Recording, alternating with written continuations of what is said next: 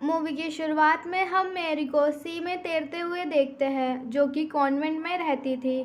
उसे खुल के जीने का शौक था। मैरी एक ऐसी लड़की थी जो अपने शर्तों पर जिंदगी जीने और रहने में भरोसा करती थी, जिसकी वजह से अक्सर उसे पनिशमेंट मिलती रहती थी। और हमें पता चलता है कि वो ऐसी लड़की इसलिए थी क्योंकि वो फ्रांस के राजा की बेटी थी, जो कि खुद भी एक ऐसे राजा थे जो अपनी शर्तों पर ज़िंदगी जीने में भरोसा करते थे।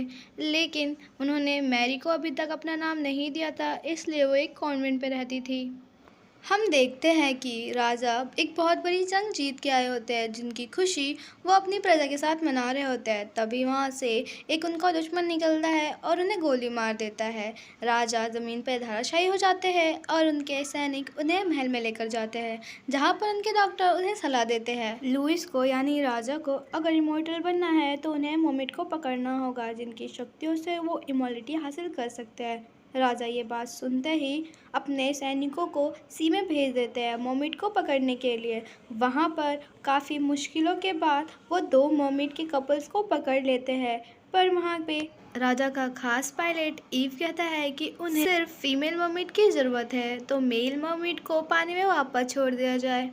और वो लोग करते भी ऐसा ही है। वो मोमेट को पकड़ के राजा के महल में लेकर जाते हैं। लुइस ये जानकर बहुत खुश होता है और डॉक्टर भी लुइस को भरोसा दिलाता है कि वो इमॉर्टलिटी हासिल कर लेगा। लेकिन वहाँ पर राजा का प्रीस्ट ये सुनकर बिल्कुल खुश नहीं होता। वो सोचता है कि ये सब गलत है, लेकिन राजा उनकी बात कहाँ मानने वाले थे। डॉक्टर लुइस को बताते हैं कि उन्हें एक इवेंट करना पड़ेगा जिसमें मरमेड के हाथ से उन्हें इमॉर्टलिटी हासिल होगी। फ्रिट्ज राजा को इस इवेंट से पहले मैरी को यहाँ लाने की सलाह देते हैं, जिस पर राजा मान जाते हैं और प्रिंस मैरी को लेने के लिए कॉन्वेंट में चले जाते हैं। मैरी एक बहुत ही अच्छी म्यूजिशियन होती है। कासल से बाहर आके मैरी को बहुत अच्छा लगता है, लेकिन राजा अभी भी ये रिवील नहीं करते कि मैरी उन्हीं की डॉटर है। इसलिए मैरी एक छोटे से रूम में एक मेड के साथ रहती है। राजा लुइस प्रिंस को अपने पास बुलाते हैं और उन्हें स्ट्रिक्ट ऑर्डर देते हैं कि किसी को भी पता नहीं चलना चाहिए कि मैरी उन्हीं की बेटी है। और राजा ऐसा क्यों कहते हैं वो तो आपको कहानी में आगे ही पता चलेगा।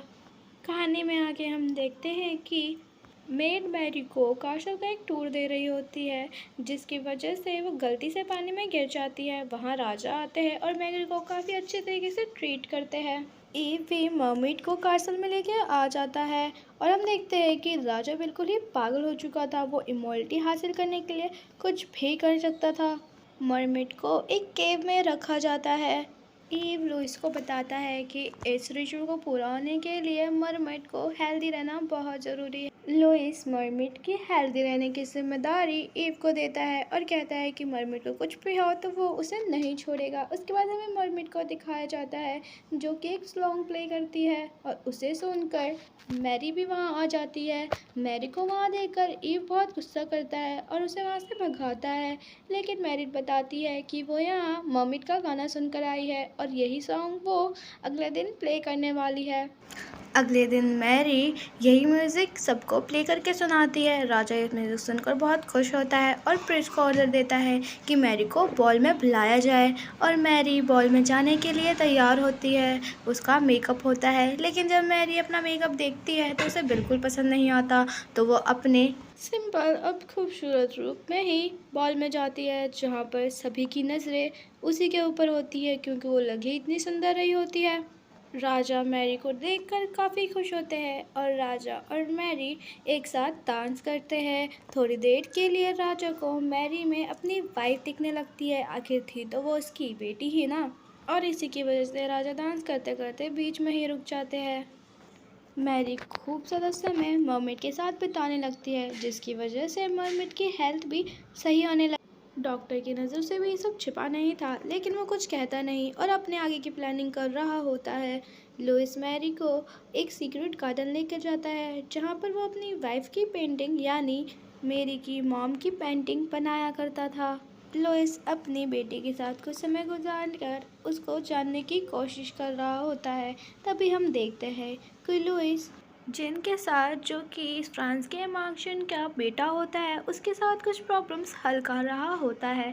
तभी हम वहाँ पर देखते हैं कि मैरी और ईव एक दूसरे को देख रहे होते हैं। यह देखकर जिन को अच्छा नहीं लगता क्योंकि वो भी मैरी को पसंद करता था।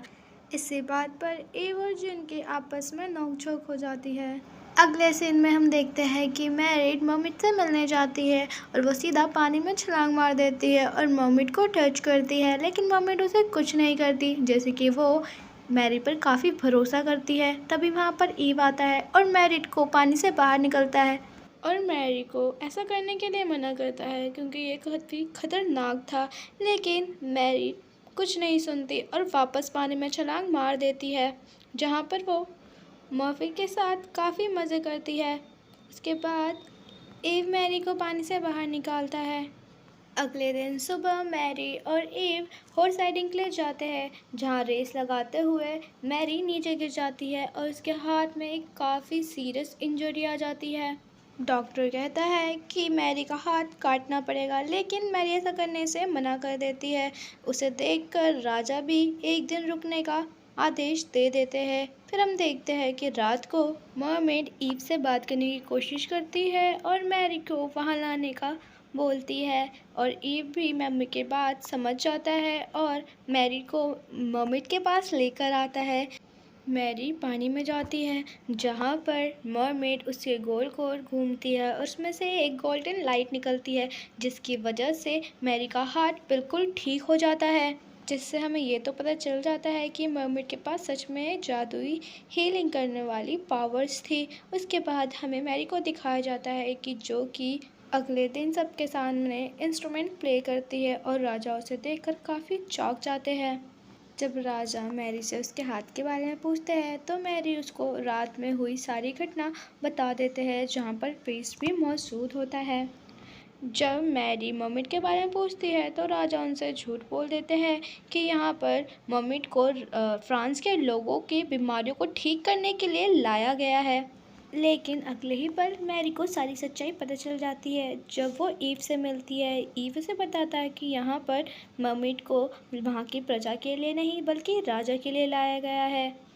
ईव मैरी को ये भी बताता है कि वो जिन से नफरत इसलिए करता है क्योंकि ईव ने उसे झूठा एग्ज़ाम लगाकर जेल में बंद करवा दिया था। मैरी ईव से कहती है कि उसे मर्मेड को वापस आज़ाद करना होगा और यहाँ पर ये दोनों एक दूसरे को अपने दिल की हाल भी बता देते हैं कि ये दोनों एक दूसरे को पसंद करते हैं। अगले सीन में हम देखते हैं कि राजा जिनको अपने पास बुलाते हैं और मैरी से शादी करने को कहते हैं। यह सुनकर जिन तो बहुत खुश हो जाता है, पर राजा ये भी बता देते हैं कि मैरी उन्हीं की डॉटर है। यह सुनकर तो जिन फूलों नहीं समाता, क्योंकि एक तो वो उसे पसंद करता था और दूसरी कि वो राजा की बेटी थी, तो ये अपॉर्चुनिटी वो कैसे ही छोड़ता और तुरंत ही इस शादी के लिए हाँ कर देता है। प्रीस्ट राजा को सलाह देता है कि उसे मैरी की मर्जी पूछनी चाहिए, लेकिन राजा को क्या ही फ़र्क पड़ने वाला था, वो उसको मैरी की मर्जी का कोई भी कदर ही नहीं था। प्रीस्ट को ये देखकर बहुत ही गुस्सा आता है। हम मर्मेड और मैरी को देखते हैं, जो कि मर्मेड अपने पेट पर मैरी को एक राइड देती है, जो कि बहुत ही ज़्यादा खूबसूरत और मेमोरेबल मोमेंट होता है। तभी हम देखते हैं कि राजा मैरी को अपने पास बुलाता है और मैरी के सामने ये रिवील करता है कि मैरी उन्हीं की बेटी है। मैरी ये सुनकर बहुत ज़्यादा चौंक जाती है। वो मैरी को बताता है कि जो फ्रांस है ना, वो जंग की वजह से काफ़ी गरीब हो चुका है और वो मैरी की शादी जीन से करवा के उसका पैसा लेकर फ्रांस में यूज़ करना चाहते हैं, जिससे उसका देश वापस सही सलामत बन पाए। लेकिन मैरी ये सुनकर काफ़ी गुस्सा हो जाती है और कहती है कि राजा ने इसे ये बात पहले क्यों नहीं बताई और वो जिनसे शादी नहीं करना चाहती है। लेकिन राजा कहाँ ही किसी की सुन रहे थे। वो मैरी को डांट देते हैं कि तुम्हें जिनसे शादी करनी ही होगी। ये देखकर मैरी रोने लगती है और रोते रोते वहाँ से चली जाती है। राजा थे तो एक बाप ही, उन्हें देखकर अच्छा तो नहीं लगता, लेकिन वो कुछ कर भी नहीं सकते थे। हमें प्रिंस को दिखाया जाता है, जो कि डॉक्टर के पास जाता है और उसे मर्मेड के साथ जो कर रहा है ना, उसे करने को मना करता है, लेकिन डॉक्टर तो उसकी सुनने वाला था नहीं, इसलिए प्रिस्ट को वहाँ से जाने को कहता है। मैरी को मर्मेड से मिलना था, लेकिन वो महल से बाहर नहीं जा सकते थे क्योंकि लुइस ने उसके दरवाजे के सामने एक गार्ड खड़ा कर रखा था। वो खिड़की से बाहर निकलती है और मर्मेड से मिलने को चाहती है, जहाँ पर मर्मेड उसे अपनी जादुई विजन दिखाती है कि कैसे इन लोगों ने उसे पकड़ा था। मैरी देखती है कि वहाँ ईव और उसके कई साथी हैं जो मोमेंट को पकड़ने के लिए आए थे, लेकिन वो देखती है कि ईव बहुत बुरा इंसान नहीं था। वो तो ये सब मजबूरी में कर रहा होता है और इसके बाद विजन समाप्त होता है। दूसरी तरफ लुइस को दिखाया जाता है जो कि इमॉर्टलिटी हासिल करने के लिए काफ़ी पागल हो चुका था। ये देखकर प्रीस्ट उसे समझाने की कोशिश करता है, लेकिन वो प्रीस्ट की बात ही नहीं मान रहा होता। लुइस तो प्रेस्ट की बात सुन नहीं रहा होता है, इसलिए वो प्रेस्ट अपनी जॉब छोड़ के वहाँ से चला जाता है। दूसरी तरफ ईव चुपके से डॉक्टर के रूम में चला जाता है, जहाँ उसे पता चलता है कि इनका प्लान मोमेंट को मारने का है। ये सुनते ही वो ये बात मैरी को बताने के लिए उसके रूम में जाता है, लेकिन वो रास्ते में ही डॉक्टर से पकड़ लेता है और जेल में बंद कर देता है। लेकिन फिर भी मैरी को ये बात पता चल जाती है कि मम्मी के साथ क्या होने वाला है। मैरी को जैसे ही ये बात पता चलती है, वो राजा के पास जाती है उससे बात करने के लिए, लेकिन राजा तो उसकी बात सुनते ही नहीं और उल्टा उन्हीं को डांट देते हैं और रूम में जाकर कहते हैं तैयार होने को, क्योंकि कुछ ही देर में मैरी की शादी थी।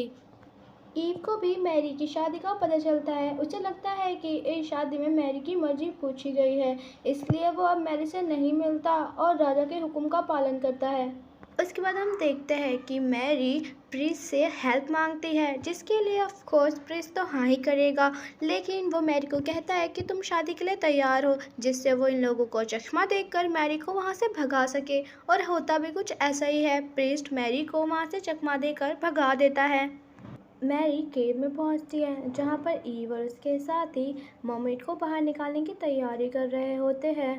मैरी वहां पहुंचती है और ईव से अपने प्यार का इजहार करती है और कहती है कि मर्मेड को वहां से भगाने में उसकी हेल्प करे। उसके बाद वो दोनों वैसी ही ज़िंदगी गुजारेंगे जैसा वो चाहते हैं। ईव मैरी की बात मान जाता है और मर्मेड को सी में भेजने की तैयारी करने लगता है, लेकिन ये इतना आसान नहीं था। डॉक्टर को इन सब के बारे में पता चल जाता है और उन्हें जैसे ही ये पता चलता है, डॉक्टर भी केव में आ जाते हैं, जहाँ पर ईव और उनके साथियों के बीच हाथापाई होती है और ईव को गोली लग जाती है। ईव को गोली लगने पर मैरी को काफ़ी बुरा लगता है और वो डॉक्टर से लड़ने को चली जाती है। इसी के बीच ईव और मर्मेड वहाँ से बाहर निकल जाते हैं। मैरी भी डॉक्टर को वहाँ पर बांधकर और चकमा देकर वहाँ से हॉर्स लेकर भाग जाती है। दूसरी तरफ हम किंग को देखते हैं, जो कि शादी के लिए तैयार खड़ा होता है। तभी उसे पता चलता है कि मैरी वहाँ से भाग चुकी है। वो भी अपनी सेना को लेकर मैरी के पीछे जाता है। मैरी पहाड़ के एज पर आके खड़ी हो जाती है, जहाँ से उसे ईव और मर्मेड दोनों दिखती है। वो पीछे देखती है तो पीछे राजा खड़ा होता है और वो राजा से कहती है कि अगर उसने मर्मेड को कुछ भी करा तो वो अपनी बेटी और एक अच्छा इंसान दोनों ही खो देगा। इसलिए अगर वो अपनी बेटी की भलाई चाहता है तो मर्मेड को कुछ ना करे। ऐसा कहते ही वो पानी में छलांग मार देती है। उसके बाद हम देखते हैं कि राजा भी उन्हें कुछ नहीं करता और मर्मेड भी उसे हील कर देती है। हील होने के बाद वो ईव से मिलती है और वो दोनों किस करते हैं। उसके बाद वो दोनों एक बोट में जाते हैं, जहाँ से ये दोनों अपनी लाइफ की शुरुआत करने वाले थे। हम लास्ट के सीन में देखते हैं कि मैरिड सी में छलांग मारती है, जहाँ से मर्मेड मिलती है और मर्मेड मैरी को अपने पीठ पे बिठाकर अपनी दुनिया का सैर कराती है और यहीं ये सुंदर सी मूवी ख़त्म होती है। सो गाइस, अगर आपको मूवी की एक्सप्लेनेशन पसंद आई हो तो मेरे वीडियो को लाइक और चैनल को सब्सक्राइब नहीं किया है तो कर लो। मैं आपसे मिलती हूँ हमारे नेक्स्ट वीडियो में, तब तक के लिए बाय बाय।